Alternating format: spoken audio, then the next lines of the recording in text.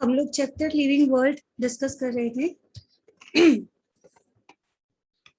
उसमें हमने डिस्कस किया था कि कौन से ऐसे कैरेक्टरिस्टिक्स हैं। Can you hear me? Am I audible to you all? Yes ma'am.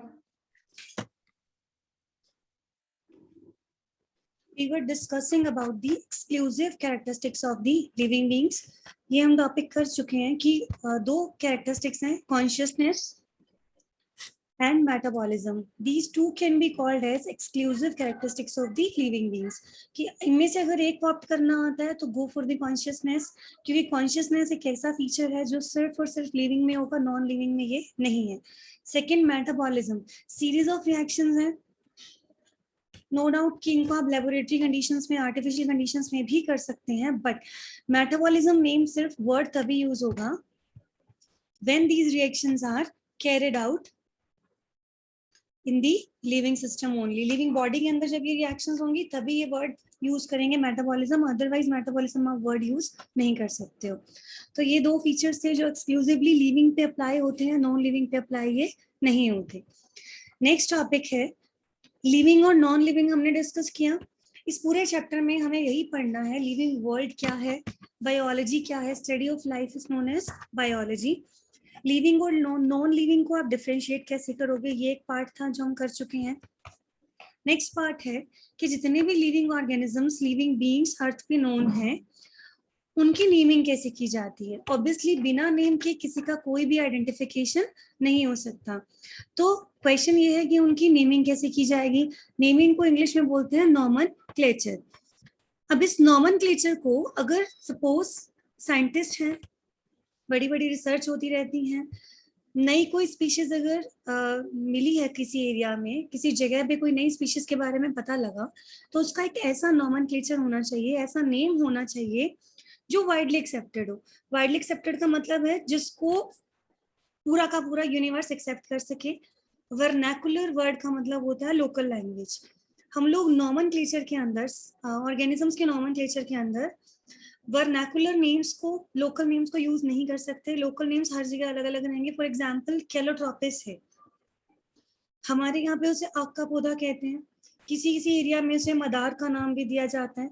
लेकिन कैलोट्रोपिस एक ऐसा नेम है जो यूनिवर्सली एक्सेप्टेड होगा, ऑल ओवर द वर्ल्ड उसके नाम से उसको पहचाना जा सकता है. तो जब ये नॉमेनक्लेचर इन स्पीशीज का किया जाता है, नए ऑर्गेनिजम्स का किया जाता है, तो उसके लिए दो ऑर्गेनाइजेशन है, ICBN एंड ICZN. ICBN का मतलब होता है international code for botanical nomenclature. ICZN का मतलब है international code for zoological nomenclature. मैं आपको पहले बता चुकी हूँ, जोलॉजिकल वर्ड जहां आ जाएगा means we are dealing with the animals. Botanical word जहां आ जाएगा means we are dealing with the plants. फिर से रिपीट कर लूं कि जितने भी लिविंग बीइंग्स हैं, जितने भी नए ऑर्गेनिजम्स की डिस्कवरी होती है, नई स्पीशीज पाई जाती हैं, उनका नॉमेनक्लेचर किया जाएगा. नॉमेनक्लेचर ऐसा होना चाहिए जो क्या हो, यूनिवर्सली एक्सेप्टेड हो, हर एरिया में से एक्सेप्ट किया जा सके. लोकल नेम आप नहीं दे सकते हो. लोकल नेम के लिए कोड टर्म यूज होती है वर्नैकुलर. आप अपनी कॉपी पेन साथ रख सकते हो, वर्ड्स को नोट कर सकते हो. लोकल नेम्स को नहीं रख सकते क्योंकि वो all over the world accepted नहीं होते. तो दो ऑर्गेनाइजेशन है, international code for botanical nomenclature and international code for zoological nomenclature. कोई नया प्लांट अगर ओरिजिनेट होता है तो ICBN उसकी नेमिंग करेगा. कोई नया अगर एनिमल डिस्कवर किया जाता है, किसी नई स्पीशीज के बारे में पता लगता है, तो उसका जो नॉमेनक्लेचर है वो ICZN करेगा. नेक्स्ट है कि इनकी नेमिंग करने के लिए कुछ रूल्स होते हैं. फर्स्ट सपोज सबसे पहले मैं आपको बता दूं कि India is full of diversity. हमारे यहाँ पे बहुत सारे ऑर्गेनिज्म है. डाइवर्सिटी का मीनिंग क्या है कि अर्थ पर बहुत सारे ऑर्गेनिजम्स पाए जाते हैं. ये इमेज शो कर रही है डाइवर्सिटी के बारे में. There are so many animals, so many plants. Fungus हैं, प्रोटिस्टा हैं, प्रोकैरियोट्स हैं जिसमें यूकेब्यू बैक्टीरिया भी आते हैं और आर्की बैक्टीरिया भी आते हैं. तो अर्थ पे बहुत अलग अलग तरीके के ऑर्गेनिजम्स पाए जाते हैं. This is known as the diversity in the living organisms. की लिविंग ऑर्गेनिजम्स जो है वो बहुत ज्यादा डाइवर्स हैं. There is a huge variation in the living organisms.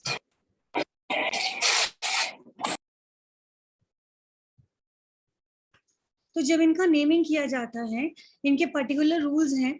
First rule ये कहता है, जो ये नॉमेनक्लेचर दिया गया था, binomial system of the nomenclature है, जो सबसे ज्यादा फेमस है, जो टिल डेट सबसे ज्यादा यूज किया जाता है, binomial nomenclature system. Binomial nomenclature system जो है, that was given by Carolus Linnaeus. इनको फादर ऑफ टेक्सोनॉमी भी कहते हैं। टेक्सोनॉमी क्या है ये हम अभी डिस्कस करेंगे। He was born in the 1707 and died in the 1778, right? तो 1707 से लेकर 1778 तक ये रहे थे। इन्हें फादर ऑफ टेक्सोनॉमी भी कहा जाता है। यहाँ से बहुत इंपॉर्टेंट क्वेश्चन अराइज होते हैं बायो के +1 के। एक तो वो लिविंग बीइंग वाला था कि कॉन्शियसनेस जो है आपका एक्सक्लूसिव फीचर है लिविंग बीइंग्स का।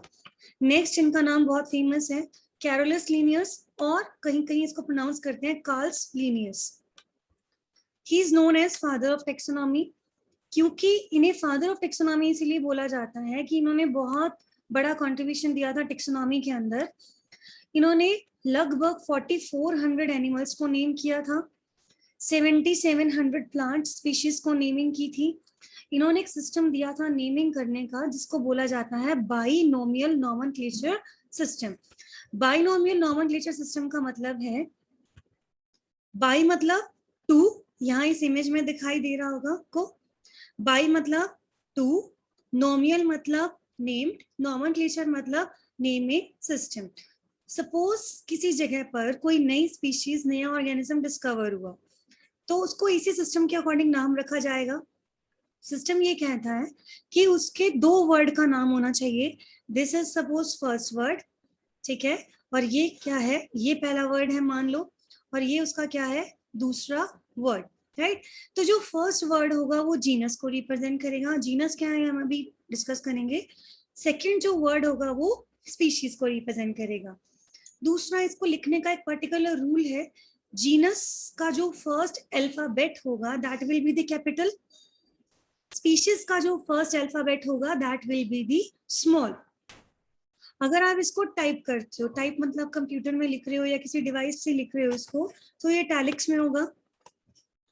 अगर आप इसको, इटैलिक्स का मतलब होता है जो हम इस तरीके से लिखते हैं। सपोज अगर हमें टाइप करना है तो ये थोड़ा सा टेढ़ा लिखा जाएगा। मैं यहाँ लिख नहीं पा रही हूँ, आप इसको इस फीचर को आप चेक कर सकते हो वर्ड के अंदर, इटैलिक्स में लिखेंगे। अगर आप इसको हैंड रिटन करते हो तो दोनों वर्ड्स के नीचे लाइन आएगी, अंडरलाइन होंगे दोनों वर्ड्स, और वो लाइन सेपरेट होंगी। जैसे ये ह्यूमन बीइंग्स का हमारा साइंटिफिक नेम है होमो सेपियंस। होमो रिप्रेजेंट करता है जीनस को और सेपियंस रिप्रेजेंट करता है स्पीशीज को। You can clearly see this, homo में एच कैपिटल है, सेपियंस में एस स्मॉल है, दोनों के नीचे अंडरलाइन है वो सेपरेट है। ऐसे ही जैसे एस्क्रीशिया कोलाई है, और जीनस का जो नाम है उसे आप शॉर्ट में भी लिख सकते हो। अगर आपने पहले कहीं पे होमो सेपियंस यूज कर लिया है, दोबारा उसी जगह पे इसको यूज करना पड़ रहा है, तो आप शॉर्ट में लिख सकते हो एच सेपियंस। जैसे ये है सेकेरोमाइसिस सेरिविसी, ईस्ट का नाम है ये। अगर आप पहले इसको यूज कर सके हो तो you can simply write S cerevisiae. अगर आप शॉर्ट में लिख रहे हो तो उसको अंडरलाइन करने की नीड नहीं है। तो ये जो सिस्टम है बाइनोमियल नॉमेनक्लेचर का, it was given by Carolus Linnaeus. He is known as father of taxonomy. He was born in the 1707 and died in the 1778. तो फेमस इसीलिए है क्योंकि उन्होंने 4400 एनिमल्स को नेम किया था, 1700 स्पीशीज ऑफ प्लांट्स को नेमिंग की थी। सिस्टम दिया था इन्होंने एक नेमिंग का, बाइनोमियल नॉमेनक्लेचर सिस्टम, जो आज भी सबसे ज्यादा यूज होता है। इन्होंने एक बुक लिखी थी Systema Naturae. This is very very important, इस पे बहुत बार क्वेश्चन आते हैं। Systema Naturae, this book was written by Carolus Linnaeus. अभी हम डिस्कस करेंगे इसके बारे में भी। इस इमेज में भी यही दिखाया गया है कि ये स्वीडिश के थे, नेचुरलिस्ट थे, नेचर पे काम करते थे, स्पीशीज, ऑर्गेनिज्म, नई नई प्लांट्स, इनकी डिस्कवरी से डील करते थे। तो इन्होंने एक सिस्टम दिया था नेमिंग करने का, that is why he is known as father of taxonomy. बहुत बड़ा कॉन्ट्रीब्यूशन था इनका। ये जो हम आज कैटेगरीज पढ़ते हैं, किंगडम, फाइलम, क्लास, ऑर्डर, जिसको हम अभी डिस्कस करेंगे, that all were given by the Carolus Linnaeus. इन्हीं की वजह से नई नई स्पीशीज को, नए नए ऑर्गेनिजम्स को जानना, पहचानना, उनका नेम करना इजी हो पाया था।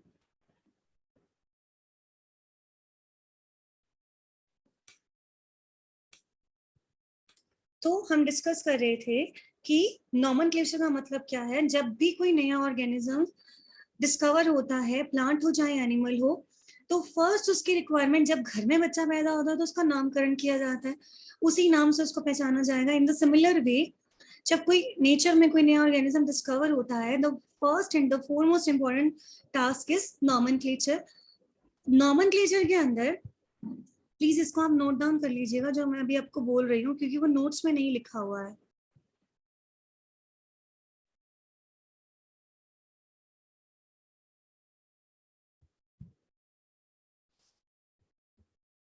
नॉमेनक्लेचर के अंदर हम उसका क्या करेंगे, आइडेंटिफिकेशन करेंगे, क्लासिफिकेशन करेंगे और उसकी नेमिंग करेंगे।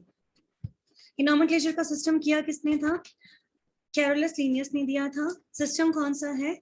Binomial nomenclature system. बाई मतलब टू, नोमियल मतलब नेम, और ये एक सिस्टम है, ठीक है। He is also known as father of taxonomy. कुछ रूल्स हैं इसके नेमिंग करने के। फर्स्ट रूल क्या है कि जो नाम है वो दो शब्दों का होना चाहिए, टू वर्ड्स का होना चाहिए। फर्स्ट वर्ड जीनस को रिप्रेजेंट करेगा, सेकेंड वर्ड किसको रिप्रेजेंट करेगा? स्पीशीज को। दूसरा थर्ड रूल है कि जो लैंग्वेज यूज की जाएगी नाम लिखने के लिए, that language will be the Latin language. ये इस लैंग्वेज ज्यादातर इसीलिए यूज की जाती है क्योंकि ये डेड लैंग्वेज है। इस लैंग्वेज में बदलाव आने के कोई चांसेस नहीं है। सी, अगर कोई लैंग्वेज डेड होती है, डेड का मतलब है कि प्रेजेंटली वो यूज में नहीं है, तो उसमें कुछ चेंजेस नहीं आएंगे। जो लैंग्वेजेस आज यूज में है उसमें डे बाय डे चेंजेस आते हैं, तो अगर लैंग्वेज में चेंज आएगा तो नाम चेंज हो जाएगा। लेकिन हमें तो ऐसा नाम रखना है जो यूनिवर्सली एक्सेप्टेड हो। एक बार जो नाम रख दिया गया हो उसमें चेंजेस का कोई भी स्कोप नहीं हो। आप लोगों ने बीइंग अ मेडिकल स्टूडेंट ये चीज आपको मालूम होनी चाहिए, डॉक्टर्स अपनी प्रिस्क्रिप्शन के ऊपर एक ये लिखते हैं RX। RX का मतलब होता है रेसिपी। रेसिपी का मतलब है टू टेक। जब डॉक्टर ने मेडिसिन लिखनी होगी तो डॉक्टर अपनी मेडिसिन के पेज के ऊपर सबसे पहले क्या लिखते हैं? RX। ये RX लेटिन से लिया गया था, लेटिन लैंग्वेज है, और हमारी लैंग्वेज में इसका मतलब है रेसिपी। रेसिपी और you can say to take. तो इसका मतलब है कि ये दवाइयां डॉक्टर ने लिख दी और ये हमें लेनी है। तो बायो में हर जगह, मैक्सिमम जगह जो पुराने नेम्स हैं प्लांट्स के और एनिमल्स के, और काफी जगह ये जो लैटिन लैंग्वेज यूज होती है। रीजन बिहाइंड दिस इज कि ये जो लैंग्वेज है ये क्या है? डेड लैंग्वेज है। इसमें चेंज आने का कोई भी स्कोप नहीं है। जो एक बार नाम रख दिया गया वो हमेशा के लिए क्या होगा? परमानेंट। नेक्स्ट रूल कहता है कि अगर आपने नाम रखा है, राइट, अगर इसको टाइप करते हो तो वो इटैलिक्स में होगा, हैंड रिटन करते हो तो वो अंडरलाइंड होगा। जैसे टाइगर है, ये टाइगर का साइंटिफिक नेम है पैंथेरा टाइगरिस। यहाँ पे आपको क्लियर हो रहा होगा, P कैपिटल है यहाँ पे, टाइग्रिस का T जो है वो स्मॉल है, और दोनों को सेपरेटली अंडरलाइन किया गया है। ध्यान देना, यहाँ पर अंडरलाइन जो है वो कॉमन नहीं है। नेक्स्ट रूल कहता है कि नाम जो है ना तो वो ज्यादा छोटा होना चाहिए ना ही ज्यादा बड़ा होना चाहिए। मतलब 3 वर्ड से ज्यादा, 3 अल्फाबेट से ज्यादा होने चाहिए और 20 से कम होने चाहिए। Not too short, not too long. ज्यादा बड़ा नहीं होना चाहिए, ज्यादा छोटा नहीं होना चाहिए, ठीक है। इफ यू वांट, हम उसमें साइंटिस्ट का नाम भी ऐड कर सकते हैं। ये सारे सिस्टम किसकी देन है? कैरोलस लीनियस की। शॉर्ट फॉर्म में उनका नाम यूज किया जाता है लीनियस, LINN डॉट। ये इसकी एक शॉर्ट फॉर्म यूज होती है नाम की। सपोज होमोसेपियंस नाम दिया गया है जो किसका है? ह्यूमन बीइंग का scientific name. If you want, हम उसके थर्ड नंबर पर साइंटिस्ट का नाम भी मेंशन कर सकते हैं, बट ध्यान रहे जो नाम है ये हम शॉर्ट में लिखेंगे, लाइक LINN डॉट। ये किसका नाम है? लीनियस का। और ये अगर मान लो साइंटिस्ट चेंज हो गए हैं, किसी और ने ह्यूमन बीइंग्स का कोई और नाम रख दिया, are you getting my point? कि कैरोलस लीनियस ने नाम दिया था होमोसेपियंस, बाद में किसी और साइंटिस्ट ने उसका नाम चेंज कर दिया, तो हम क्या करेंगे? होमोसेपियंस एज इट इज रहेगा। नया नाम रख के जो नए साइंटिस्ट हैं जिन्होंने नाम दिया है उनके पीछे ये सिंबल यूज करेंगे। इसका मतलब है कि ये कौन है? नए साइंटिस्ट, इन्होंने इसका नाम बाद में दिया था। इस रूल को आप चाहे ना लिखिएगा, लेकिन आपके समझने के लिए बहुत जरूरी है। इतना जरूर याद रखना कि आप साइंटिस्ट का नेम ऐड कर सकते हो, और साइंटिस्ट और यू कैन से नेचुरलिस्ट थे कैरोलस लीनियस, उनका नाम शॉर्ट में यूज होता है LINN, होमो सेपियंस, लिन। अब ये क्लियरली बता रहा है कि ये जीनस है, ये स्पीशीज है, एंड लीनियस जो है ये उस साइंटिस्ट का नाम है जिन्होंने इसका नाम हमें दिया था, राइट। उसके बाद एक और सिस्टम भी आया था, ट्राइनोमियल नॉमेनक्लेचर सिस्टम। नाम से आपको मालूम पड़ रहा होगा, ट्राई मतलब 3, नोमियल मतलब नेम। इसमें क्या कहा गया था कि 3 वर्ड्स का नाम दिया जाएगा। फर्स्ट वर्ड वही रहेगा जीनस, सेकंड वर्ड क्या रहेगा स्पीशीज, और थर्ड वर्ड क्या हो जाएगा आपका सब स्पीशीज, ठीक है। बट ये रूल दिया गया था, लेकिन आज भी इसको यूज नहीं करते। वाइडली रूल पहले आया था कैरोलस लीनियस का बाइनोमियल सिस्टम। जनरली क्या होता है, जब नई डिस्कवरी हो जाती है तो हम उसी को यूज करते हैं, बट इस केस में ऐसा नहीं है। कैरोलस लीनियस, यहाँ वही कॉन्सेप्ट है ओल्ड इज गोल्ड वाला, कि जो कैरोलस लीनियस ने कॉन्सेप्ट दिया था टिल डेट आज तक भी हम उसी को यूज करते हैं। ये सिस्टम आया था ट्राइनोमियल, बट इसको हम यूज नहीं करते हैं। तो अगर आपसे कोई पूछता है what do you mean bye trinomial system of the nomenclature, इसका मतलब है इसके हिसाब से अगर कोई नई स्पीशीज डिस्कवर होती है तो उसका 3 शब्दों का नाम होगा, 3 वर्ड्स का नेम होगा, जिसमें फर्स्ट वर्ड जीनस को रिप्रेजेंट करेगा, सेकंड स्पीशीज को रिप्रेजेंट करेगा, और थर्ड किसको रिप्रेजेंट करेगा, सब स्पीशीज को। होमो सेपियंस, सेपियंस होमोजीनस है, सेपियंस स्पीशीज है, और फिर सेपियंस क्या है, सब स्पीशीज। अगर ऐसा हो जाए कि जीनस स्पीशीज सब स्पीशीज तीनों नाम सेम हो, गोरिल्ला गोरिल्ला गोरिल्ला, राइट, तो इसको नाम दिया जाता है टोटोनिम्स का। ये बहुत इंपॉर्टेंट है नीट के लिए, कॉम्पिटिटिव एग्जाम्स के लिए पूछा जाता है what do you mean by totonyms. Totonyms का मतलब होता है जब जीनस स्पीशीज और सब स्पीशीज तीनों सेम हो। टोटोनिम्स कभी भी प्लांट्स में देखने को नहीं मिलते हैं, ये सिर्फ होंगे तो सिर्फ किस केस में होंगे, एनिमल्स के केस में। प्लांट्स के केस में टोटोनिम्स जो है वो एक्सेप्टेड नहीं है। तो मोस्ट कॉमन सिस्टम क्या है, binomial system of the nomenclature. Wherever we go in the world, जो नेम है वो वहां बाइनोमियल सिस्टम से ही रखा जाता है। कहीं कहीं किसी किसी जगह पे ट्राइनोमियल नेम्स पढ़ने को मिल जाएंगे, बट जो मोस्ट वाइडली एक्सेप्टेड है 95% केसेस में जो यूज होता है that is the binomial nomenclature system. तो यहाँ तक एक बार मैं रिपीट कर रही हूँ, चैप्टर है हमारा लिविंग वर्ल्ड।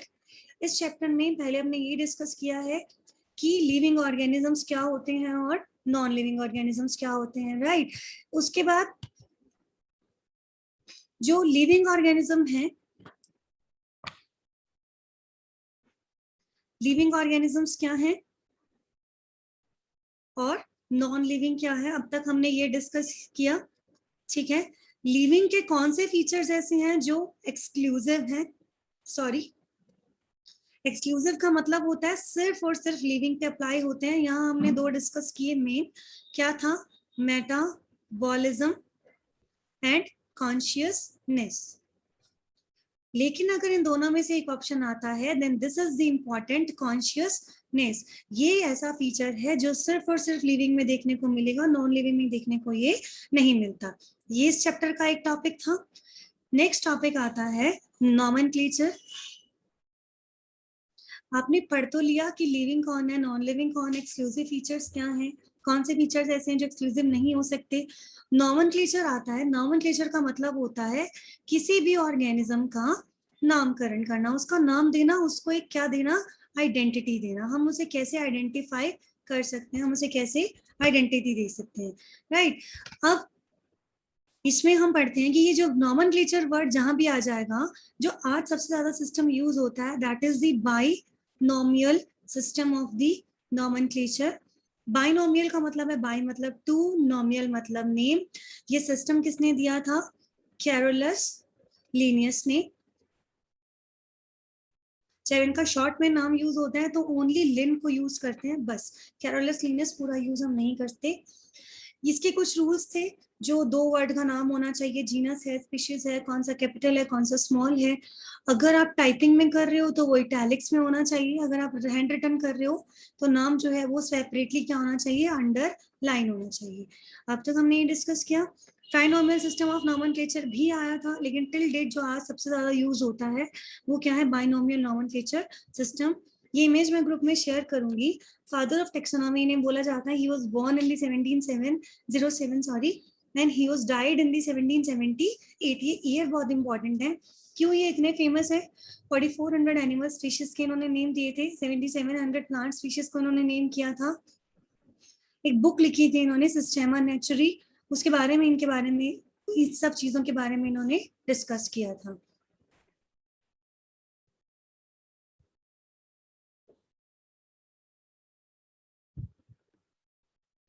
नेक्स्ट टॉपिक आता है, ये दो टॉपिक्स कंप्लीट होते हैं यहाँ पर कि लिविंग के एक्सक्लूसिव फीचर्स क्या है, एंड ये जो आपके ये नॉमेनक्लेचर सिस्टम है, ये किसने दिया था, कौन सा वाइडली एक्सेप्टेड है, नाम नॉमेनक्लेचर करने के रूल्स एंड रेगुलेशंस क्या है।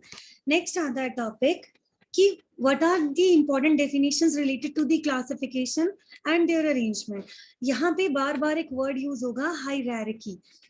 You can see this word hierarchy, sorry, hierarchy word यहाँ एक लिखा हुआ है। हायरार्की का मतलब होता है किसी ऑर्गेनाइजेशन में कुछ बहुत सारी चीजें हैं, या सिंपल आप एक नॉर्मल लैंग्वेज में समझ सकते हो, हायरार्की का मतलब है लेवल वाइज अरेंज करना, उनके स्टेटस के अकॉर्डिंग किसी भी चीज को अरेंज करना। अरेंजमेंट वर्ड भी यूज कर सकते हैं हम यहाँ पर, हायरार्की वर्ड भी यूज कर सकते हैं। प्लीज अपनी कॉपी पेन पे अब लिख लेना जो मैं बताने जा रही हूँ, क्योंकि वो नोट्स में नहीं है। 3 डेफिनेशंस आती हैं, बहुत इंपॉर्टेंट, सॉरी 4 डेफिनेशंस हैं, बट यहाँ पे 3 लिखी गई हैं, तो मैं आपको वो 4 बता देती हूँ अभी। फर्स्ट है टेक्सोनॉमी, उसके बाद है सिस्टमैटिक्स। जब मैं आपके नोट्स चेक करूंगी तो वो डेफिनेशंस प्रॉपर लिखी होनी चाहिए उसके अंदर। Taxonomy, modern taxonomy, systematics and taxonomic category. ये वर्ड बार बार यूज होंगे, इसीलिए मैं इनको रिपीट कर रही हूँ।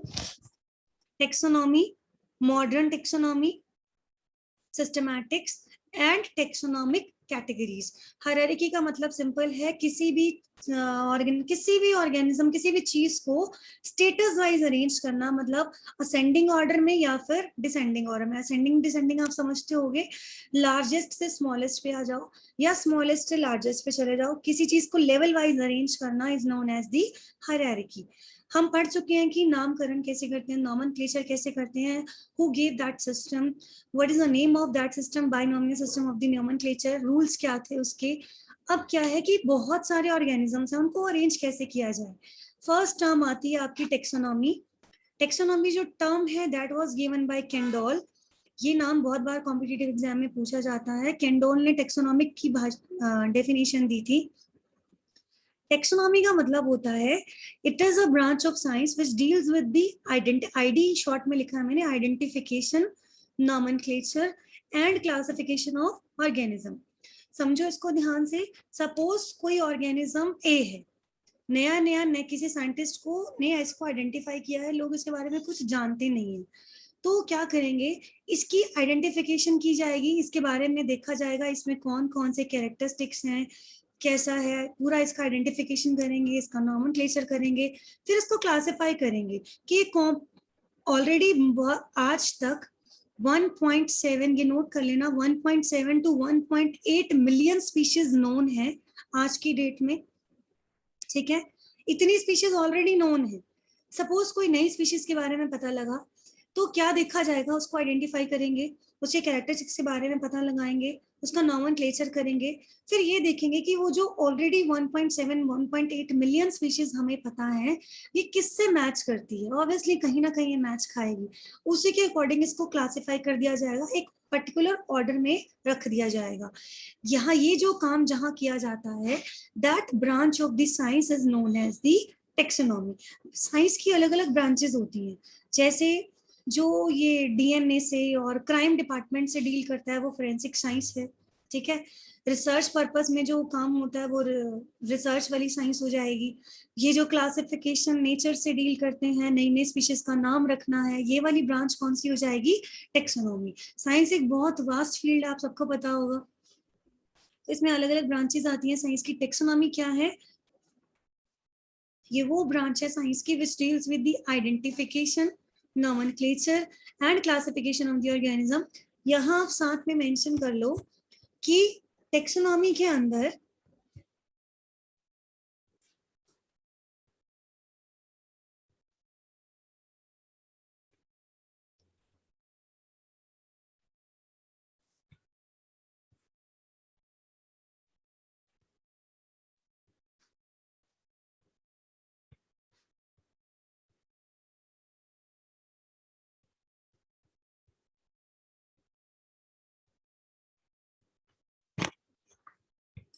टेक्सोनॉमी के अंदर ये कुछ मैंने यहाँ चीजें ऑलरेडी लिख रखी हैं, आप अपना एक्स्ट्रा पॉइंट्स में इसको मेंशन कर लेना कि वर्नाकुलर नेम्स जो होते हैं, वर्नाकुलर का मतलब होता है यहाँ पे local names, right. Local names कभी भी वाइडली एक्सेप्टेड नहीं होते, तो आपको एक साइंटिफिक नेम रखना पड़ता है जब भी कोई नई स्पीशीज डिस्कवर होती है। और नेम्स ऐसे होने चाहिए जो स्टैंडर्ड हो, यूनिवर्सली एक्सेप्टेड हो। यूनिवर्सली का मतलब होता है पूरे यूनिवर्स में, पूरे वर्ल्ड में, हर कंट्री में, हर स्टेट में, हर गांव में वो नाम एक्सेप्टेड होना चाहिए। टेक्स ये इंपॉर्टेंट है, ये मुझे आपको बताना था कि टेक्सोनॉमी के अंदर 4 चीजों पे स्ट्रेस दिया जाता है। इसको आप कुछ कई बार क्या है बायोलॉजी में, मैं आपको कई जगह बताऊंगी, शॉर्टकट्स लगा के लर्न करना हमेशा के लिए याद रहेगा। CICN 4 चीजें यूज होती हैं टेक्सोनॉमी में। C for characterization, I for identification, then C for classification, and N for nomenclature. The branch of the science which deals with the CICN, या आप अपने याद रखने के लिए इसको लिख सकते हो। C मतलब कैरेक्टराइजेशन, नया ऑर्गेनिज्म आया, उसकी कैरेक्टरिस्टिक्स लैब में ले जाया जाएगा, उसकी कैरेक्टरिस्टिक्स के बारे में स्टडी किया जाएगा, फिर उसको आइडेंटिफाई करेंगे। आइडेंटिफाई करने के बाद उसको क्लासिफाई किया जाएगा कि ऑलरेडी हमारे पास 1.7 से 1.8 मिलियन स्पीशीज नोन है। ये डाटा प्लस माइनस हो सकता है बेटा, क्लासिफ नोन है। ये जो नया ऑर्गेनिज्म आया है कि इनसे कहाँ रिलेट करता है, उसके अकॉर्डिंग उसको क्लासिफाई कर देंगे। क्लासिफाई कर दिया, लास्ट नॉमेनक्लेचर, उसका परमानेंटली एक नाम रख दिया जाएगा बाइनोमियल सिस्टम के अकॉर्डिंग जो वाइडली एक्सेप्टेड होगा। उसके बाद एक ब्रांच आती है मॉडर्न टेक्सोनॉमी। मॉडर्न टेक्सोनॉमी का ये शॉर्ट फॉर्म याद रख लेना, ICDE। मॉडर्न टेक्सोनॉमी में क्या किया जाएगा, इंटरनल स्ट्रक्चर को भी काउंट करते हैं, उसका इंटरनल स्ट्रक्चर कैसा है, उसका सेलुलर स्ट्रक्चर भी कैसा है, डेवलपमेंटल प्रोसेस कैसा है, और उसका इवोल्यूशनरी रिलेशनशिप कैसा है, मतलब वो इवॉल्व कैसे हुआ है।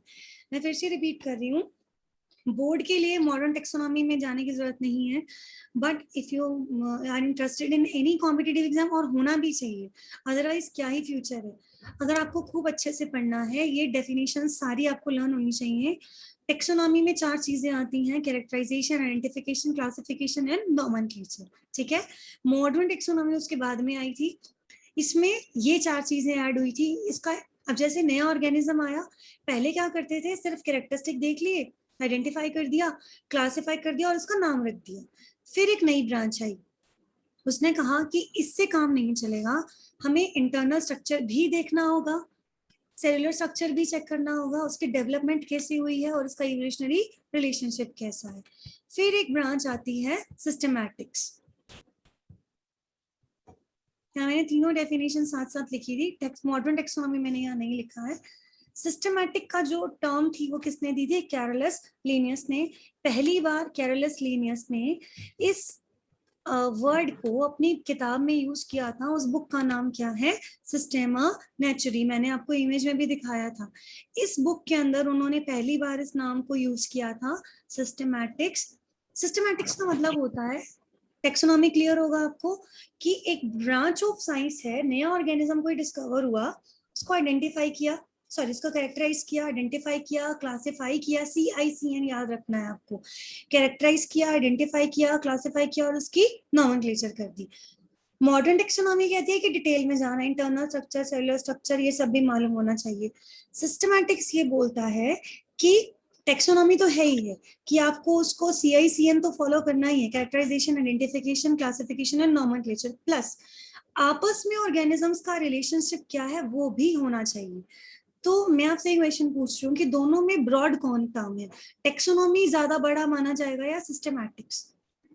ऑब्वियसली सिस्टमैटिक्स माना जाएगा। ये बहुत इंपॉर्टेंट क्वेश्चन है कॉम्पिटिटिव एग्जाम्स का, कि इनमें से ब्रॉड टर्म कौन सी है, ब्रॉड टर्म कौन सी है, सिस्टमैटिक्स।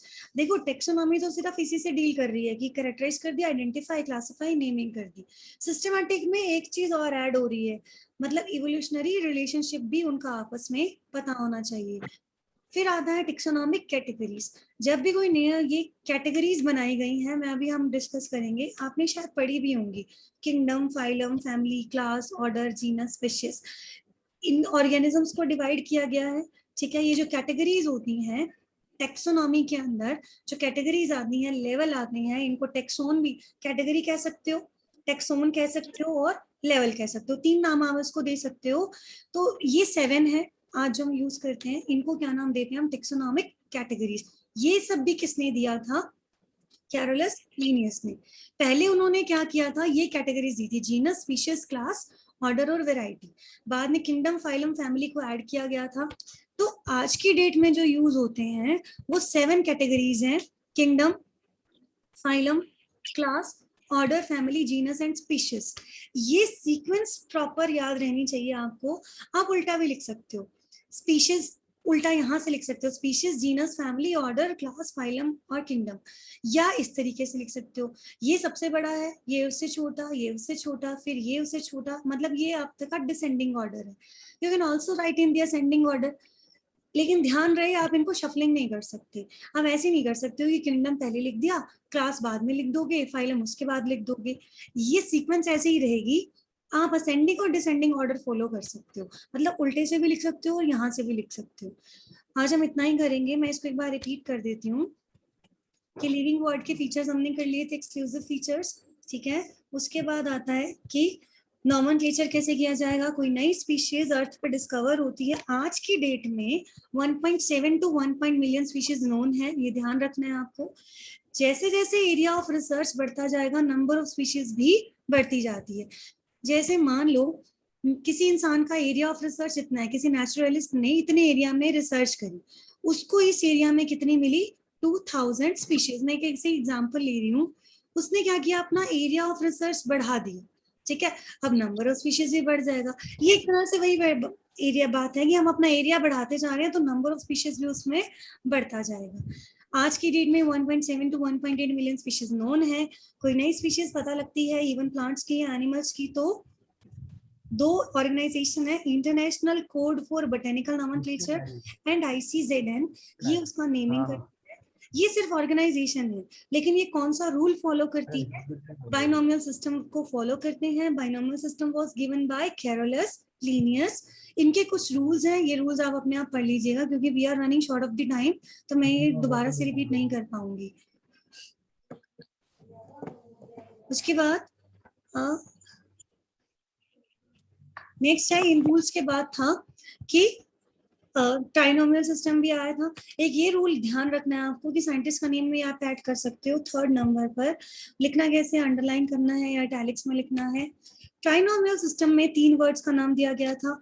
अगर जीनस, स्पीशीज, और ये क्वेश्चन कई बार पूछते हैं कि 3rd किसको रिप्रेजेंट करता है, सब स्पीशीज को, तीनों अगर सेम आ जाते हैं तो उसके लिए टर्म यूज होती है totonyms, and totonyms are only applicable in case of the animal, they are not applicable in case of the plants. फिर आती हैं कुछ important definitions. Here 3 definitions are written, but you have to remember 4: taxonomy, modern taxonomy, systematics and taxonomic categories. Got it?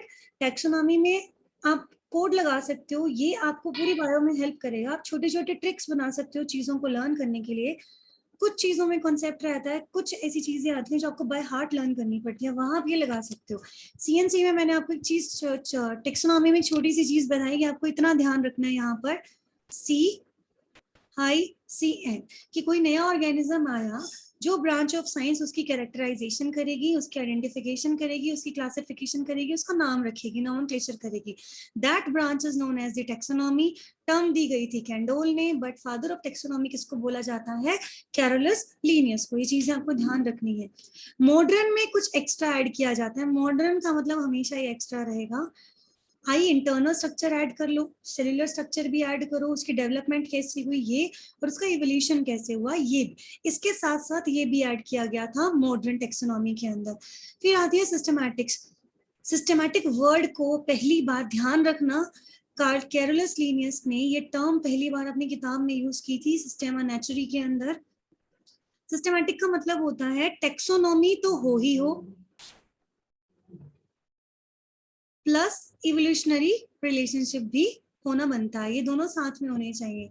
Taxonomic categories, जब आप organisms को identify करते हो, आप क्लासिफाई करते हो, जो आप कैटेगरीज बनाते हो, आप क्लासिफाई कर रहे हो, उसको लेवल के अकॉर्डिंग कैटेगरीज बना रहे हो, उन कैटेगरीज को क्या बोला जाएगा, टेक्सोन, लेवल या टेक्सोनॉमिक कैटेगरी। तीनों का मतलब एक ही है, ये सिनोनिम्स है अपने। लिनियस ने पहले जो है वो कौन सी कैटेगरीज दी थी? Species, genus, class, order, variety. फिर इसको अपडेट किया गया था, किंगडम, फाइलम, फैमिली ऐड किया गया था। एंड रिमेंबर वन थिंग कि जब ये कैटेगरीज लिखी जाती हैं तो इसका एक पर्टिकुलर ऑर्डर फॉलो होता है। जैसे आप लगा लो, आप एक लाइन में बच्चे खड़े कर रहे हो, बड़ी हाइट से छोटी हाइट पे खड़े कर रहे हो तो एक ही रूल फॉलो होगा, या छोटी से बड़ी हाइट की तरफ खड़े कर रहे हो तो एक रूल फॉलो होगा। आप रैंडम खड़े नहीं कर रहे हो। यही चीज यहाँ पर है कि kingdom, phylum, class, order, family, genus, species, ठीक है, ये 7 कैटेगरीज हैं, 7 कैटेगरीज हैं ये टोटल। आप किंगडम से स्पीशीज की तरफ लिख सकते हो, स्पीशीज से किंगडम की तरफ लिख सकते हो, मेंशन कर दोगे डिसेंडिंग है या असेंडिंग है। शफलिंग नहीं कर सकते हो, ये चीज ध्यान रखनी है आपको। तो बाकी का हम कल डिस्कस करते हैं। जहां आपको डाउट हो मुझे ग्रुप में मैसेज करिएगा।